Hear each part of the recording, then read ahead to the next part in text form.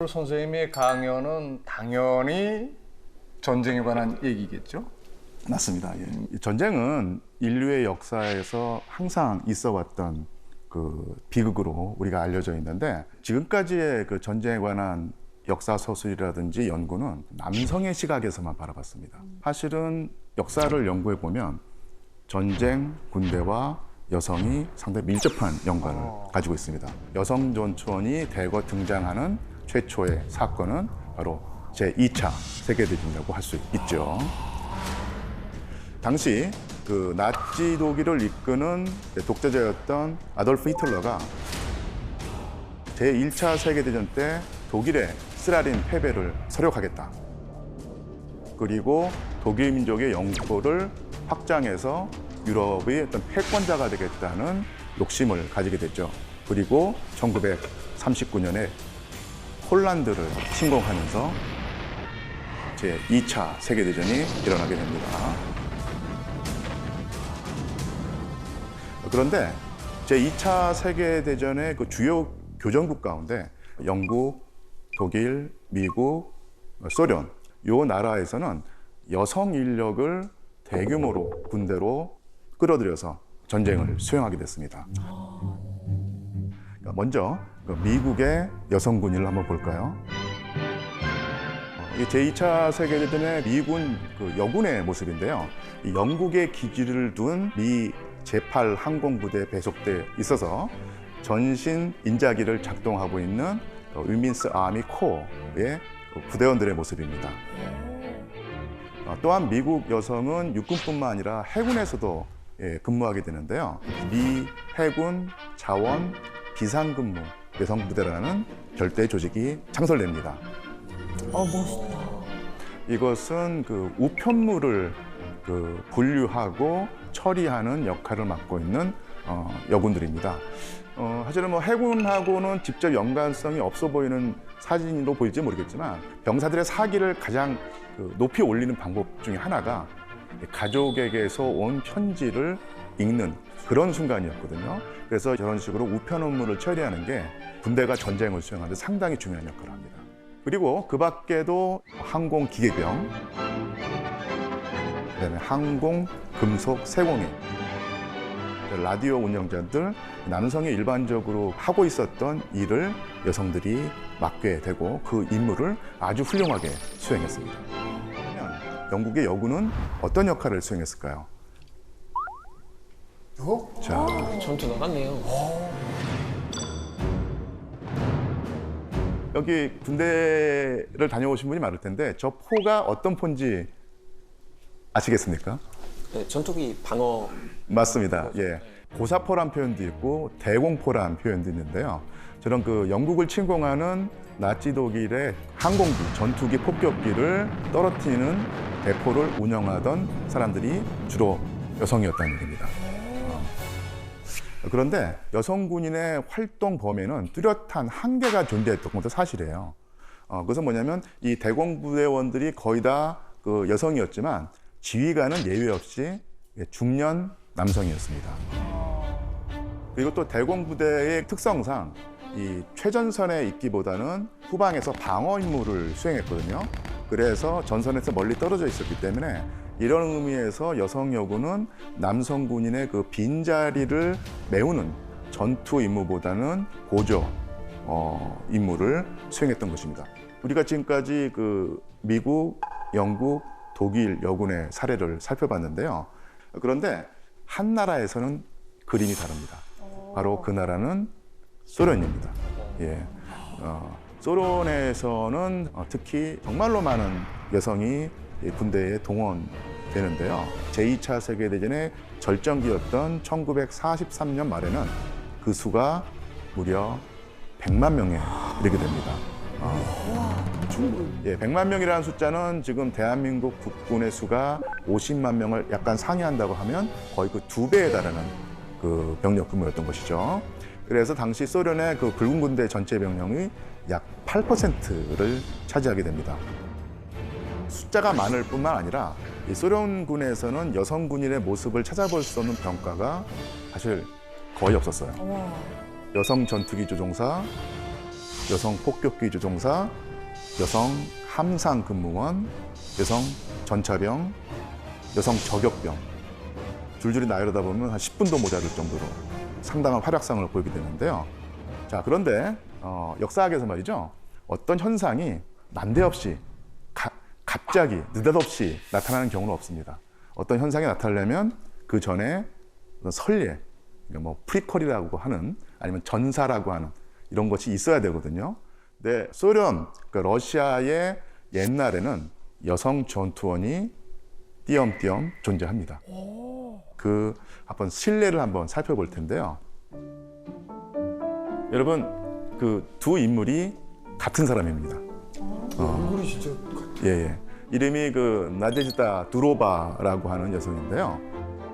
여성 드레스를 입고 있는 것은 그러니까 그 처녀 때 그 모습이고요. 나중에 신분을 속이고, 정확히 말하면 성별을 속이고 군대에 들어가서 기병장교로 근무하게 됩니다. 남장 여자. 예, 예. 약간 만화 같은. 율란 같은. 예, 그렇습니다. 1812년에 그 프랑스의 나폴레옹이 러시아를 침공에 들어오죠. 그래서 이 전쟁을 막아내는 어떤 그런 방어전을 조국전쟁이라고 부르는데, 이 조국전쟁에서 맹활약했던 군인이 바로 이 나데지다 두로바입니다. 전투에서 어떤 활약을 했는지도 살펴봐야 될 텐데요. 어떤 그 구트슈타트라고 하는 전투가 있었는데요. 여기서 동료가 적군의 공격을 받아서 이제 죽을 위험에 처했었거든요. 이때 두로바가 공격을 막아내고 러시아군 용기병 장교의 목숨을 구하게 됩니다. 사실 이런 행동은 사실 남성 병사도 하기가 쉽지가 않은데, 예, 정말로 그 두로바가 얼마나 뛰어난 군인인가를 보여준 일화일 수 있겠죠. 그러면 예, 예. 결국 이제 높으신 분들한테도 들켰나요? 그렇습니다. 그런데 나데지다 두로바가 여성임이 드러나게 되는 어떤 과정이 좀 흥미로운데요. 동료들은 아마 그 비밀을 지켜준 것 같은데 청원서 한 통이 정부에 들어가게 됩니다. 그러니까 왜냐하면요, 이 두로바가 군대에 들어가기 위해서 그 부모를 떠났죠. 가출을 했는데 가족과 연락을 한동안 오랫동안 하지 않았어요. 근데 하지만 그 아버지에게는 상당히 미안한 감정과 애정이 남아 있었던지 결국은 아버지에게 편지를 씁니다. 자기는 어느 부대에서 어떤 가명을 쓰면서 군인으로 지내고 있다. 이것을 이제 편지를 쓰죠. 그래서 이제 그 가명으로 소콜로프라고 하는 이름을 쓰는데요. 결국 아버지가 그 편지를 읽고 나서 자기 딸 두로바가 하루라도 빨리 집으로 돌아오게 해달라, 이런 청원서를 당시 러시아 황제였던 알렉산드르 1세에게 보냅니다. 그리고 청원서의 내용을 읽어본 황제가 두로바를 데려오라고 하죠. 그래서 처녀기병이라는 회고록에 보면 이 두로바가 황제, 러시아 황제를 아련했던 장면이 서술되어 있습니다. 그거 한번 살펴볼까요? 네네. 집에 돌아가라는 말에 공포에 떨며 소리쳤으며 바로 황제의 발 아래 엎드렸다. 폐하, 저를 집으로 보내지 말아 주십시오. 저는 폐하를 위해 제 목숨을 스스로 바치고 싶습니다. 이 말을 하면서 나는 황제의 무릎을 안고 울었다. 황제는 감동하셨다. 그럼 자네는 무엇을 원하는가? 전사가 되는 것입니다. 군복을 입고 무기를 드는 것입니다. 다른 것은 제게 필요 없습니다. 영화네요. 예. 그래서 이 황제가 두로바의 말을 듣고 이제 감격을 했던 거예요. 그렇다면 계속 군 복무를 할 수 있게 해주겠다라고 하는 허락을 하고요. 그 다음에 그 이름까지 내립니다. 여러분, 그 황제 이름이 알렉산드르 1세잖아요. 그래서 자기 이름을 따서 알렉산드로프라고 하는 이름을 또 친히 내려주죠. 그래서 그 이름으로 생활하게 됩니다. 그래서 혹시 그 두로바가 여자라고 깔보는 장교, 상관이 있을지 모르는데 황제가 내려주신 성을 쓰니까 못 건드리는 거죠. 그렇죠. 그러니까 이런 식으로 군 생활이 잘 풀립니다. 예. 그때도 그냥 똑같네요. 예. 모든 군대가 다 똑같습니다. 예. 그래서 이후에 러시아에서는 여자로만 구성된 전투 부대가 따로 만들어져요. 이 시기는 바로 제1차 세계대전 때입니다. 그래서 여성 전투부대 이름이 여성 결사대대입니다. 이게 살아있네요. 예. 그리고 그 여성 결사대를 지휘했던 인물이 바로 마리아 보치카리오바라는 사람인데요. 그 일생을 살펴보자면요. 사실은 그 시골 안악과 다를 바 없는 농촌 여자였어요. 당시에 러시아 거의 대부분의 여성과 마찬가지로 중노동에 시달리고 가족에게 헌신하면서 힘들게 살아가고 있었는데 제1차 세계대전이 일어나니까 군대를 찾아가서 자기를 군인으로 받아달라고 요청을 합니다. 근데 왜 그런 군대에 들어갔는가를 한번 연구를 해보면 보치카리오바가 자기는 애국심 때문에 군인이 되겠다고 지원을 했다고 돼 있지만 여러 가지 이유에서 볼 때 자기의 어떤 그 삶을 완벽하게 바꿔보고 싶은 어떤 욕구가 있었던 모양입니다. 근데 그것을 바로 보치카리오바는 이제 군대 전쟁에서 찾았던 것이죠. 그래서 마찬가지로 처음에는 군대에서 받아들이려고 하지 않는데 황제에게 편지를 써서 그때는 니콜라 2세입니다. 니콜라 2세에게 편지를 써서 결국 황제의 허락을 받아내죠.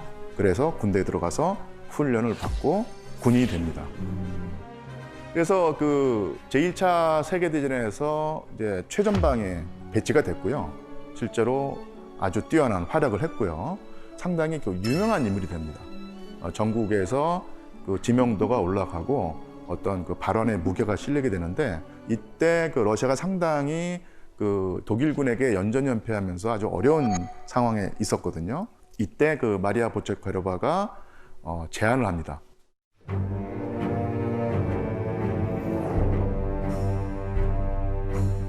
여성으로 구성된 전투부대를 만들어서 싸움을 하겠다. 그러면 이 남성 병사들의 어떤 투지와 자존심을 자극하게 되고 그러면 러시아군의 승리를 가져올 수 있지 않겠는가. 1917년 당시에 사실 러시아는 반드시 승리를 거둬야 되는 상황에 있었고요. 그래서 러시아 정부는 이 보치카리오바의 제안, 즉 여성 전투원 부대를 만들자는 이런 그 착상을 받아들이고 실행에 옮기게 됩니다. 그래서 만들어진 부대가 바로 여성 결사대대인데요. 처음에 이런 부대를 만든다고 하니까 러시아 각지에서 여성들이 다 지원을 했거든요. 그 수가 무려 2,000명이었습니다. 근데 2,000명을 그 이 마리아 보치카리오바가 조련하는데요. 상당히 혹독했다고 해요. 남자들도 힘들어하는 훈련을 시켰고 따라하지 못하면 가차없이 잘라버립니다. 그래서 여성 훈련병 중에 좀 이렇게 훈련에 좀 이렇게 성실하지 못했던 사람이 있었나 봅니다. 그래서 그 남성 교관에게 추파를 던지면서 어영부영하는 모습을 보이니까 그 모습을 본 보치카리오바가 대번에 군복을 벗겨서 방출해버리죠. 단호하네. 예, 이렇게 해서 2,000명 가운데 추리고 추려서 훈련을 마친 여성 군인의 수가 300명이었습니다. 이 300명으로 벨라루스에 있는 최전방에 배치돼서 실제로 전투에 나서게 됩니다. 실제로 전투에 투입이 되니까 돌격을 했고요. 독일군 참호에 뛰어들어서 전투를 하고 적 참호를 결국 점령합니다. 그리고 독일군 장교와 병사들을 여러 명 생포하게 되죠. 그리고 그 독일군 장교를 생포한 이 러시아 결사대대원들이 두 손을 꽁꽁 묶고 당합니다. 왜? 그 이유가 뭐냐면 포로로 그런 것도 있지만 자결을 하지 못하도록. 적군에게 생포되는 것도 수치스러운 일인데 남성이 아닌 여성에게 포로가 됐다는 사실을 해서 그 자해를 할 수 있기 때문에 이렇게 두 손을 꽁꽁 묶었다는 그런 회고록이 사료가 존재합니다. 자, 그런데 한 번의 전투로 상당히 큰 정가를 올리고 여성들의 어떤 그 활약상이 널리 퍼져나가지만 여러 가지 정치적인 상황 때문에 결국 여성 결사대대는 전투 한 번을 치르고 결국 이제 해체가 되고 말죠. 예. 하지만 이런 경험이 결국 쌓이고 쌓여서 제2차 세계대전 때 소련군이 상당히 많은 수의 여성 전투원을 쓰게 되는 어떤 밑거름이 되는 것이죠.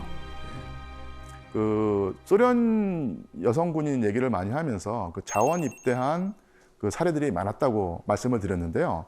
그럼 소련의 여성 군인들이 군대에 지원하던 특별한 계기, 동기, 이유가 무엇이었을까? 이런 궁금증이 듭니다.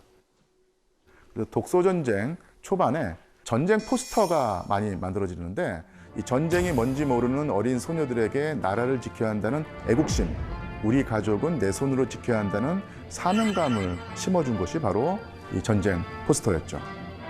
자, 내용을 보면 이 왼쪽에 중년 정도의 나이가 된 그 여성이 군인 서약이라고 하는 문서를 들고 소련의 젊은이들에게 입대할 것을 요청하고 있습니다.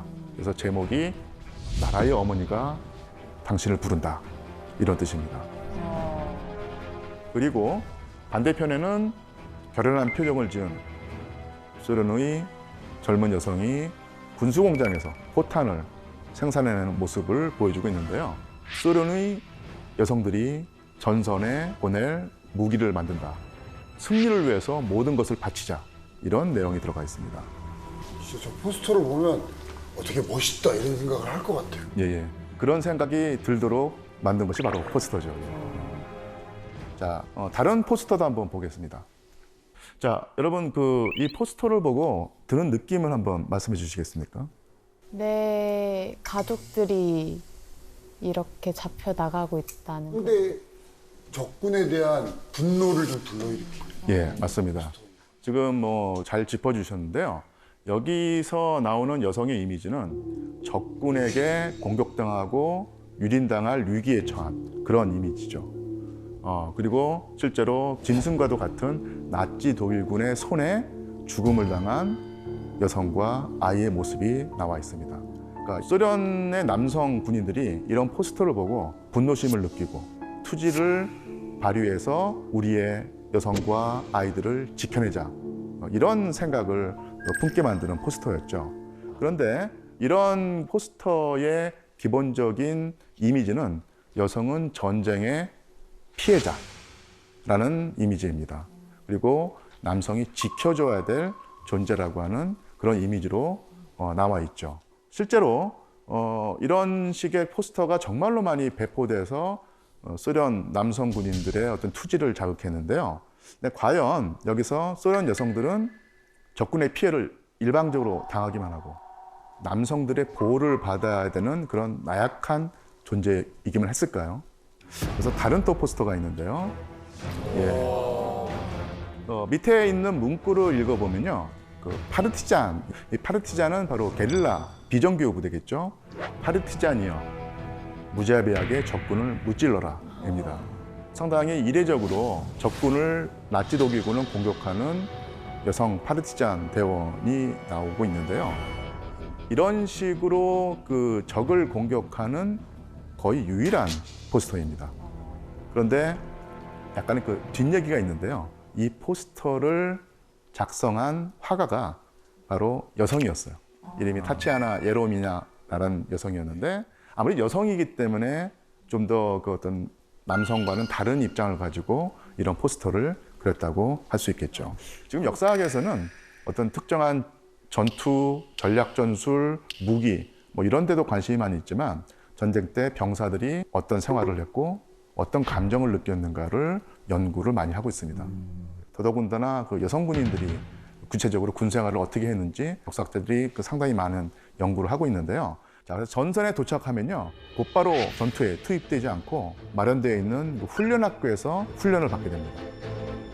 저격병의 경우에 눈 감고 저격총 분해하고 재조립하기, 풍속 알아내기, 바람의 속도를 알아야지 정확히 저격할 수 있기 때문에 풍속을 재는 방법을 또 배웁니다. 그리고 구덩이 파기, 포복하기, 숲속 빈터로 가서 몸을 숨기고 위장하기, 이런 것들을 배우게 됩니다. 하지만 평범한 시민에서 군복을 입고 총을 쥐고 목숨을 걸고 적과 싸우는 군인이 되는 길이 사실은 그렇게 순탄치는 않았죠. 많은 장애물들이 있었는데 이 장애물들을 극복해내야 됐습니다. 군인이니까 이제 군용품을 받아야 될 텐데 기본적인 보급품조차도 모두가 다 남성 키수였어요. 그래서 통신병이었던 한 여군이 키가 153cm였었는데 신발 치수가 35였거든요. 그런데 지급받은 군화는 치수가 42였습니다. 상당히 컸던 것이죠. 군화 외에도 그 소련군은 그 양말 대신에 이 발사계라는 것이 있습니다. 그러니까 네모난 천인데요. 이 사실 발사계가 상당히 따뜻해요. 그래서 이제 발사계를 선호하는데 그것 대신에 그냥 양말을 받는 경우도 있었고요. 치마나 속치마가 따로 안 나오고 이 거친 면포로 만든 소매 달린 남성용 셔츠, 그리고 여성에게 필요한 속옷이 제대로 보급되지 않았습니다. 그래서 서치에 소매를 뜯기도 하고, 그리고 아까 제가 그 발사계라고 불리는 그 네모난 헝겊천을 받았다고 했죠. 이것으로 브레이즈를 만듭니다. 따로 보급되지 않았기 때문에 그런 식으로 이제 써야 됐던 것이죠. 이렇게 상당히 보급 문제에서도 이제 그 차별을 받고 힘든 상황이었었는데, 그렇다면 실제로 전투에서 여성 군인들도 남성 군인들처럼 똑같은 임무가 주어졌을까요? 그러진 않았을 것 좀 같아요. 달랐을 것 같아요. 예. 상당히 흥미로운 그 상황일 텐데요. 소련의 붉은 군대는 처음에는 여성 군인들을 위험한 전투 임무에서 배제하려고 했습니다. 여자가 제대로 군인이 될 수 있겠느냐. 저 여자와 내가 한 조를 이루게 되면은 내가 위험해져서 죽을 수가 있기 때문에 여성 병사들 따돌리고 받아들이려고 하지 않았죠. 그런 상황에서 여성 병사들이 남성 병사들의 편견을 이겨내고 남성 병사들의 인정을 받는 가장 좋은 방법이 가장 위험한 임무의 자원에서 그 임무를 해내는 것입니다. 여러분이 어떤 일을 수행하고 있는 것처럼 보이시나요? 부상자를 구해주는 예, 이게 의무병, 간호병일 텐데요. 우리가 생각하는 간호병은 후방에 있는 비교적 안전한 야전병원에서 붕대 감아주고 그 병사들 뭐 밥도 먹여주는 이런 일을 생각하기 쉬운데, 이 전시의 소련군에서는 그런 임무뿐만 아니라 총알과 포탄이 난무하는 전쟁터에서 다쳐서 움직이지 못하는 아군 병사를 구해줘야 되는 거예요. 이런 임무를 수행하다가 목숨을 잃은 그 소련 간호병이 정말로 헤아릴 수 없이 많았습니다. 자, 여기서 구체적인 한번 붉은데 간호병을 한번 살펴봐야 될 텐데요. 18세 간호병이었습니다. 크세니아 콘스탄티노바일 텐데요. 스몰렌스크 주에서 독일군과 싸우던 중에 크세니아가 소속된 부대가 전진하라는 명령을 받았습니다. 근데 이게 크세니아는 부상자들이 있었는데 이 부상자들이 이동할 수 없으니까 남아서 부상자들을 돌보는 임무를 맡았죠. 전투원들이 다 떠난 상태에서 최대 100명에 이르는 독일군이 바로 이 크세니아가 있는 부근 언덕에서 출현을 합니다. 그래서 크세니아가 곧바로 이 마부에게 부상자들을 수레에 태우고 자신은 홀로 남아서 독일군을 저지하기 위해서 자동 소총 한 자루 그리고 수류탄만 가지고 남습니다. 100명에 가까운 부대니까 아직 결과가 뻔하죠.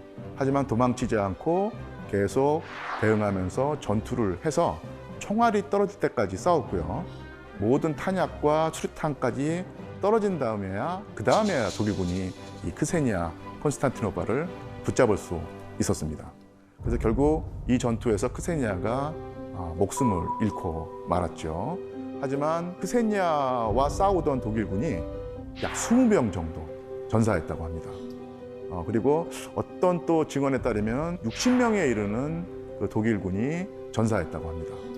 그만큼 이 크세니아가 간호병이면서도 전투 임무까지도 해냈다는 것입니다. 육군 병사 중에서 가장 활약이 돋보였던 병과가 바로 저격병입니다. 그 제2차 세계대전에서 활약한 소련역은 2,000명이 바로 저격병으로 활동을 했는데요. 지금 이것이 훈련을 마치고 전선에 투입되기 직전에 기념 촬영을 한 것입니다. 네, 구체적인 인물을 들어 설명하면 훨씬 더 생생한 어떤 감을 잡을 수 있는데요. 자, 이 인물이 바로 가장 유명한 소련군의 여성 저격병입니다. 이름이 루드밀라 파블리첸코인데요. 1년 약간 못 미치는 기간 동안에 그 전선에서 독일군과 싸웠는데요. 그 기간 동안에 사살한 독일군의 수가 309명입니다. 한 사람이 309명을 사살했고요. 사실은 이런 식으로 정가를 올리면 독일군이 부대가 전체가 진격을 제대로 못합니다. 그러면 작전 수행에 엄청난 차질이 빚어지죠. 사실 309라는 숫자보다 훨씬 더 큰 정가를 올렸다고 할 수 있습니다. 그래서 얻은 별명이 영어로 레이디 데스입니다. 죽음의 숙녀라고 하는 이름으로 널리 알려졌죠. 또 이런 저격병뿐만 아니라 여러분 가장 뭐랄까요, 아주 전투가 격렬하고 그다음에 엄청난 근력이 요구되는 병과가 어디일까요? 호남. 예, 포병인데 특히 포병은 이제 후방에 있겠지만 정말 적과 최전선에서 맞붙이는 병과. 예, 바로 전차 부대입니다. 예, 전차 부대가 가장 이제 위험하고 정말로 힘든 그 병과였었는데요. 이 전차 병과에도 여성 군인이 있었습니다. 이름이 알렉산드라 사무센코라고 하는 병사입니다. 사실은 그 워낙 위험하고 격렬한 그 병과였기 때문에 평균 기대 수명이 4개월이에요. 전투에 투입되면 대개는 4개월 뒤에 전사한다는 얘기였었는데요. 이 알렉산드라 사무센코 대위는 무려 2년 넘게 그 활약을 했고요. 한 번은 그 전차 연대의 그 연대장이 부상을 당해서 전에서 이탈을 했는데 그 연대장을 대신해서 전차 연대를 지휘할 정도로 지휘 능력이 뛰어났습니다.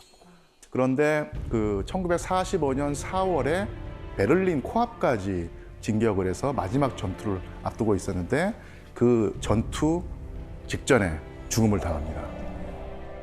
알렉산드라 사무센코는 얼마나 그 여성 군인이 남성 못지않게 전투 임무를 수행할 수 있는가를 보여준다는 얘기죠.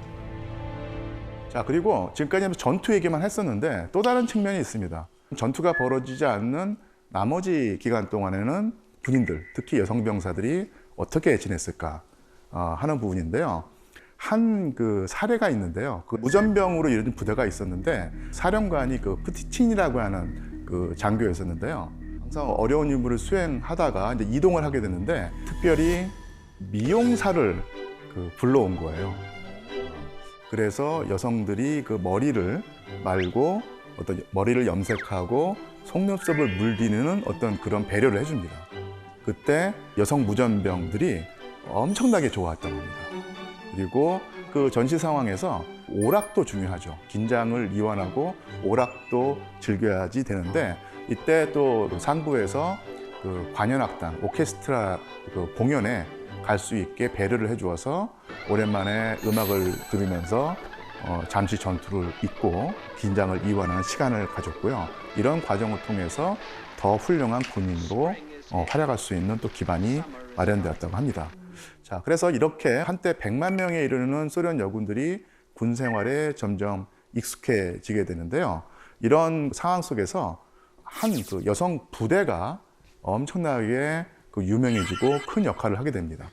이 부대를 살펴보는 어떤 배경으로서 우리가 스탈린그라드 전투를 알아야 됩니다.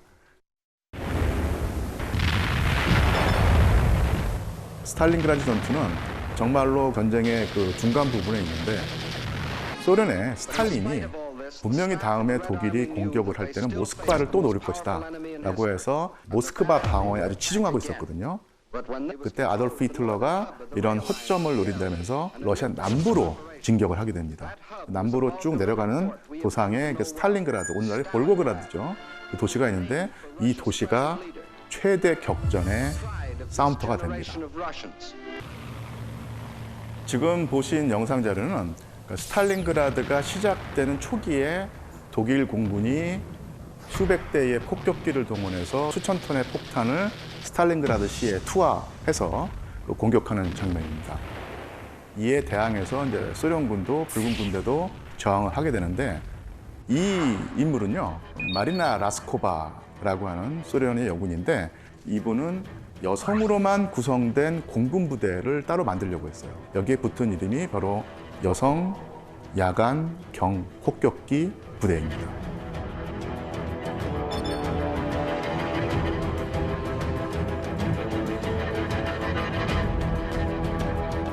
이 부대는 일반 정비병부터 조종사까지 다 여성으로만 구성돼 있는 부대였습니다.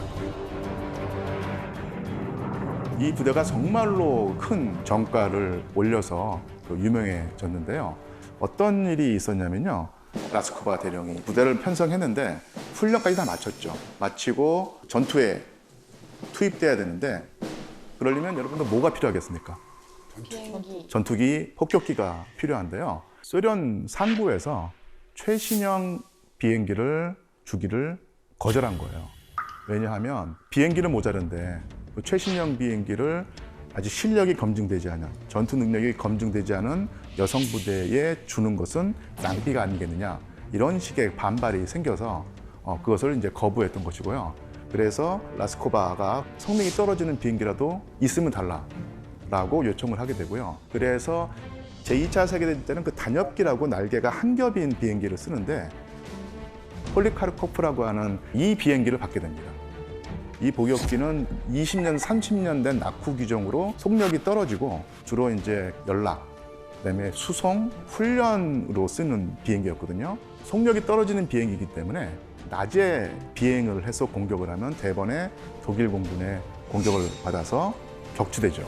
그래서 어쩔 수 없이 언제 작전을 수행해야 될까요? 예, 밤입니다. 밤에 전투를 수행하게 되는데요. 복역기에 폭탄을 싣고 비행을 해서 독일군 진지에 다가갑니다. 다가가는데 이 밤에는 그 눈으로 확인할 수 없지만 청음, 그러니까 비행기 엔진이 내는 그 소음을 듣고 소음이 들리면은 비상을 걸어서 대비를 하거든요. 그래서 적군 진지에 다가가면은 엔진을 끕니다. 엔진을 끄면 이제는 비행기가 이른바 활강 비행을 하게 되죠. 그래서 엔진 소리가 안 나니까 독일군이 대비를 못 하는 거예요. 그래서 이제 활강 비행을 해서 독일군 진지에 가면은 그때서야 폭탄을 투하하고 돌아온다는 얘기죠. 근데 상당히 활강 비행이 조정이 어렵습니다. 그래서 위험한 임무인데 하루에 적으면 2번, 많으면 4번 수행하는 거예요. 그리고 이것을 여러 달, 1년 넘게 수행을 하면서 큰 활약을 했는데 이 상대방이 그 독일군이었잖아요. 독일에서도 이름을 날리게 되는데 이에 관해서 다니엘 씨 또 들어본 적이 있나요? 네, 예. 제가 한번 조사해 보니까 모터를 엔진을 꺼놓고 가니까 마치 마녀가 빗자루를 타고 갑자기 나타나서 나를 공격하듯이 이제 공격하니까 그 밤의 마녀, 나흐텍슨이라는 이름이 붙었는데 도플데카가 옛날 비행기인데 비행기 밑에 그 무게 때문에 하나 정도만 달 수 있었는데 나머지 그냥 작은 폭탄들 그냥 콕핏 안에 그냥 이렇게 들고 있고 그냥 이렇게 던졌대요. 예. 네, 이렇게 던지는 상황이고 또 하나는 이제 장점이자 단점인 게 비행기 자체가 너무 느리고 그러니까 솔직히 공격 받기는 되게 쉽지만 공중에서 전투했을 때 더 유리했던 거예요. 네, 왜냐하면 독일 측 그 전투기들이 어느 정도 속도 붙어야 갈 수는 있잖아요. 너무 느리게 가면 추락하니까. 한번 공격하고 그 공격을 놓쳤을 때는 다시 크게 막 동선을 잡고 돌아야 되니까 이런 면에서는 굉장히 좀 이제 유리하다고 했지만 사실 정말 너무나 위험한 업무였고 예. 근데 굉장히 독일 사람들도 엄청 무서워했대요. 예. 우리가 그냥 여성 비행기 부대하면 상당히 낭만적인 생각을 하기 쉬운데 그 낙후된 기종을 가지고 정말로 힘들고 어려운 임무를 수백 차례, 수천 차례 수행하면서 성과를 올렸다는 얘기입니다. 그래서 그 사람이 어떤 사람인지 한번 보겠습니다.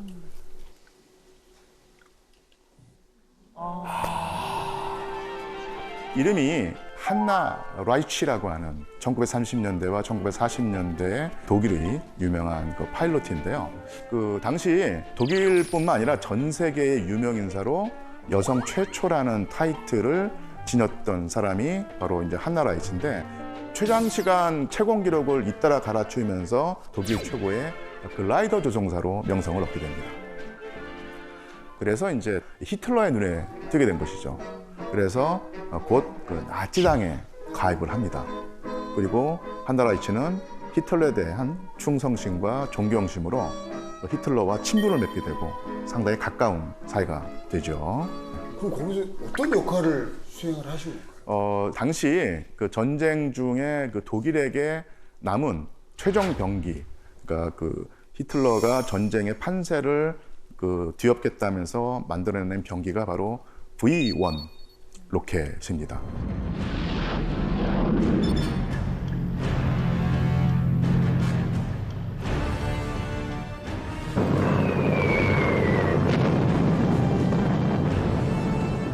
그런데 이 V1 로켓을 날리면은 연합국이 여러 가지 방어책을 써서 이것을 막아내고 있었어요.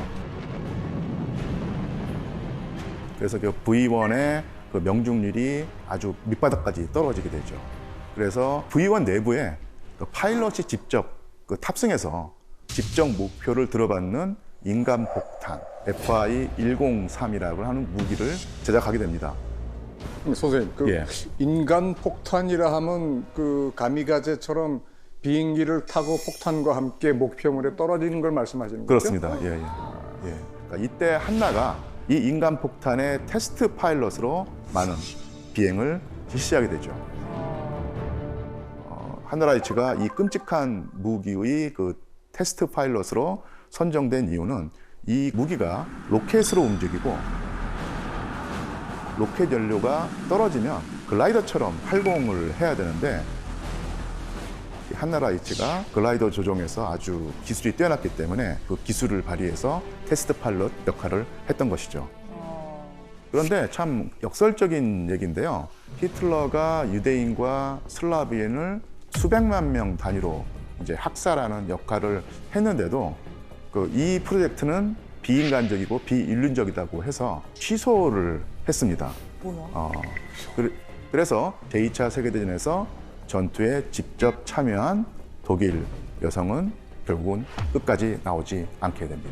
한나라이츠는 그럼 결국에는 그 비행기를 타고 전투를 하다가 사망하지는 않았고요. 예, 끝까지 살아남았습니다. 그리고 2차 세계대전에서 이제 전세가 바뀌면서 오히려 독일군이 수세에 몰리고 결국은 소련군이 독일을 공격하고 베를린을 점령하게 됩니다. 이때가 1945년 4월 말이었는데요. 아돌프 히틀러가 베를린 지하벙커에서 자결을 하게 되죠. 맨 마지막에 한나라이츠가 히틀러에게 찾아가서 히틀러의 탈출을 돕겠다고 하는 제안까지 하거든요. 그런데 히틀러가 그것을 받아들이지 않고 한나라이츠는 살아남습니다. 그리고 그 이후로도 계속 국제 명사 지위를 누렸었죠. 그래서 상당히 그 나치당이라고 하는 전력이 문제가 되지만 여성 파일럿 세계에서는 상당히 높은 지위를 누리는 상당히 흥미롭고도 많은 것을 생각하게 해주는 역설적 인간이 바로 한나라이츠라고 할 수 있습니다. 자, 지금까지 이제 그 제2차 세계대전기의 여성 군인, 특히 여성 전투에 관한 이야기를 들어봤는데요. 전쟁의 제2차 세계대전의 인명 피해를 살펴보자면요. 전사한 군인의 숫자를 보자면 독일이 325만 명, 그리고 영국이 약 32만 명, 그리고 미국이 26만 명, 소련 군인의 사망 대수가 1000만 명입니다. 예. 그러니까 이런 식의 전쟁 피해가 당시 그 소련인에게 남긴 정신적 트라우마는 사실 이루 말할 수 없죠. 여기서 몇 가지 사례를 들어보자면요. 전쟁이 끝났지만 죽음의 공포가 사실은 사라지지 않습니다. 그 위에서 계속 남게 되는데요. 위생소대 그 지휘관이었던 그 마리아 예조바라는 어떤 군인이 있는데 붉은색만 보면은 몸이 얼어버리는 겁니다. 워낙 그 전시에 그런 피를 많이 봤기 때문에 그것이 이제 트라우마가 남아서 이 빨간색 천을 어디 입게 되면은 몸에 막 반점이나 두드러기가 나온다는 거예요. 심리가 신체까지 영향을 미치게 되고요. 또 이런 식의 반응과 또 다른 이제 반대편 극단적인 경우가 있는데요. 한 그 참전했던 여성 군인이 있었는데 전차 있죠. 이게 탱크 말고 시내를 운영하는 그 교통수단이 전차가 있는데 이 전차를 타고 가다가 어떤 그 시민 한 명이 그 심장마비를 일으켰는지 쓰러져 죽은 거예요. 그래서 그 모습을 보면서 다른 승객들이 다 놀래가지고 도망가서 전차가 통통 비었는데 유일하게 그 소련 여성 참전군인만 남았습니다. 왜냐하면 이 전차를 타고 가다가 어떤 그 시민 한 명이 그 심장마비를 일으켰는지 쓰러져 죽은 거예요. 그래서 그 모습을 보면서 다른 승객들이 다 놀래가지고 도망가서 전차가 통통 비었는데 유일하게 그 소련 여성 참전군인만 남았습니다. 왜냐하면 전시에 너무너무 많은 죽음을 봤기 때문에 시신이라는 것이 전혀 공포심을 주지 않는 거예요. 그래서 사람들이 왜 이렇게 시신을 두려워하는지 자기는 이해를 못하겠다. 이런 반응을 보입니다.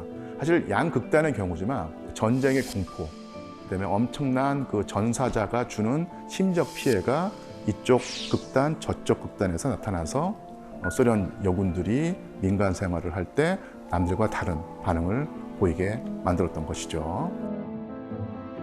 자, 그런데 또 하나가 이제 전쟁이 끝나고 난 다음에 이 전쟁에 참여했던 소련 여군, 특히 여성 전투원들이 어떤 대우를 받았을까? 그리고 사회에서 어떤 위상을 차지했을까? 이런 이제 궁금증이 생깁니다. 그런데 상당히 여성에 대한 선입견, 편견이 작용하게 됩니다. 그러니까 이런 식의 어떤 그 주제가 사실 역사학자들의 많은 관심을 끄는 주제고요. 또 다른 형태의 사료가 있는데요. 한번 볼까요? 도대체 무슨 소리요? 그들은 싸움터에서 우리를 안전한 곳으로 끌고 간 우리 동무였어요. 나만 해도 부상을 입었을 때 그렇게 그들의 도움을 받은 적이 2차례였습니다. 그들은 우리의 누이였다니까요. 이 자료는 어떤 상황이냐면요. 전쟁이 끝나고 난 다음에 그 남성 군인에게 질문을 한 겁니다. 당신이 근무했던 부대에 그 젊고 아리따운 여군들이 많이 있었을 텐데 혹시 그 흑심을 품지 않느냐, 이런 식의 그 질문을 했을 때 여기 말한 것처럼 하루에도 여러 차례 죽음과 삶이 왔다 갔다 하는 그런 위험한 상황에서 이 여군들이 자기와 자기 동료들의 목숨을 구해준 사람이었다는 거예요. 그래서 이런 증언을 본다면은 앞에 말한 전쟁터 마누라라고 하는 어떤 그런 편견이 성립하지 않을 수도 있다는 얘기죠. 하지만 전쟁이 끝나고 난 다음에 소련에서는 여성 참전군인을 대할 때 좀 슬픈 얘기가 있습니다. 나라를 지키기 위해서 적군을 많이 죽인 사람들은 남자일 경우에 어떤 평가를 받을까요? 최고의 전사다. 뭐. 예, 영웅이다. 그러니까 영웅이란 대우를 받고 사회에서 이제 칭찬을 받는데 똑같은 행동을 여성이 군인으로 하게 되면은 영웅이라고 하는 칭찬보다는 저 여자는 사람을 죽인 여자야. 살인자? 전쟁인데 그러면? 살인자라고 하는 평가를 받는다는 얘기죠. 똑같은 행위를 하는데 남성이 하면 영웅, 여성이 하면 살인자라고 하는 그런 시선을 받게 된다는 얘기입니다. 그래서 구체적으로 예를 들자면요. 소련 남성이 평균적인 남성이라고 하면 당시에는 가부장제 가치관을 지키려고 할 텐데 마음이 통하는 여성이 생길 거 아니겠습니까? 그러면 전시에 뭐 했냐고 물어봤을 때 나는 여성 군인으로 전투에 참여해서 적과 싸웠다. 이렇게 되면은 내가 사랑하고 내가 평생을 같이 할지도 모르는 사람이 사람을 죽인 사람이잖아. 살인자일 수 있잖아. 이렇게 생각하면서 마음이 식어버리는 거예요. 그래서 관계를 끊고 등을 돌려버리는 일이 많았습니다. 그러니까 이런 식으로 사회적인 냉대에 시달리니까 전투에 참여해서 나라를 지켰던 소련의 여성 참전 용사들이 자기의 경험을 얘기하기보다는 감추죠. 말을 하지 않습니다. 체제가 억압을 하고 당사자들이 입을 닫아버리면서 수십 년 동안 마치 제2차 세계대전에서 여성 전투원이 없었던 것처럼 여겨지게 된 것이죠. 상황이 수십 년 동안 진행이 되지만 그래도 일부 기억이 남아있고 특히 또 1990년대 이후에 여성들이 적극적으로 자기 기억을 얘기하면서 제2차 세계대전의 여성 군인의 존재를 부각하고 되살리는 작업이 이루어지게 됩니다. 자, 이것은 전후에 전쟁에 참여했던 여성 참전 용사들이 모여서 모임을 가지는 것인데 이 펼침막에 쓰여져 있는 문구가 우리는 3586 야전 병원에서 복무했던 사람들입니다. 이런 식의 용감한 노력과 역사학자들의 노력이 한데 어우러지면서 최근에는 제2차 세계대전, 영국군, 미국군, 소련군의 여성군인의 존재가 상당히 많이 부각이 됐고요. 특히 소련군의 경우에는 여성 전투원들의 어떤 활약상과 그 위상, 그리고 그들의 의미가 아주 소상하게 연구가 되고 있습니다. 그래서 종전 뒤에 그들이 침묵을 선택할 수밖에 없었던 이유는 바로 그래야지 특이한 존재, 이상한 존재, 아니면 살인자라고 하는 평가를 받지 않고 평범한 사람, 정상인의 대우를 받을 수 있었기 때문에 그런 것이죠. 자, 지금까지 제2차 세계대전기의 여성 군인, 특히 여성 전투원에 관한 이야기를 들어봤는데요. 과거를 돌아보면서 그 뒤에 또 다른 이면, 하지만 숨겨진 진실이 있다는 어떤 생각을 하고 더 관심을 기울이면은 역사의 진실, 우리가 살펴볼 수 있게 되고요. 이런 시각을 가지고 여성들을 보게 되면, 그리고 군대와 전쟁을 보게 되면 우리가 알고 있던 전쟁과 군대는 남성만의 영역이었다는 사실을 우리는 버릴 수 있게 되고, 여성들의 그 과거의 모습들을 조금 더 세밀하고 정밀하고 진실에 가깝게 바라볼 수 있게 되리라고 생각합니다.